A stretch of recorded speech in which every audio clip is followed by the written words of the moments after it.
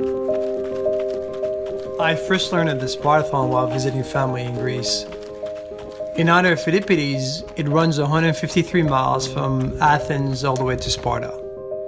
So as a weekend jogger who was happy just running 3 to 5 miles, I was very much fascinated by the concept that anyone could run 6 back-to-back marathons in just one go.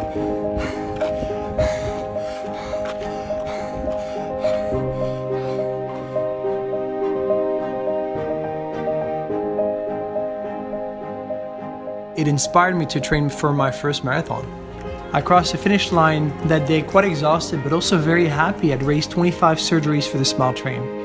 It's a New York-based foundation that provides cleft lip and palate surgeries to children around the world. I spent a lot of time overseas, and especially in conflict theaters.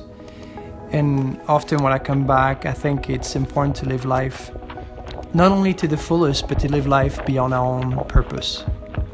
With one surgery, you have a life-changing impact, not only on the child, but his or her family as well. I think that's what makes the work of the foundation very appealing. So when I was back in Greece that following year, I kept thinking about the Spartathlon. And eventually, I was inspired by the notion that for every single mile of the race, I could bring one lasting smile to a child. I began to work with elite ultra runners and coach Ian Sharman, as well as Stephanie Howe-Vallet. Ultras involve pushing the body and especially the mind. The Spartathlon does this to a really large extent because it's such a long and tough race, being over 150 miles.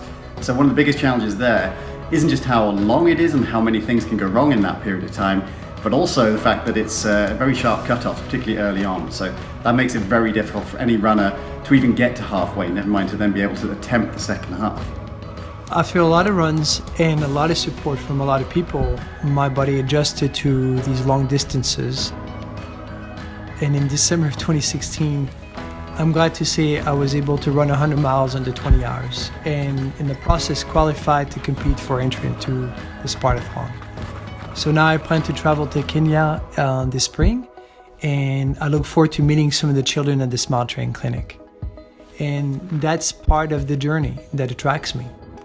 There is a point where the body gives in a little bit, and this is where your mind has to take over. And this is the part I find very interesting, where you explore yourself and what you think is possible, how far you think you could go. And throughout, you don't forget whom you're running for.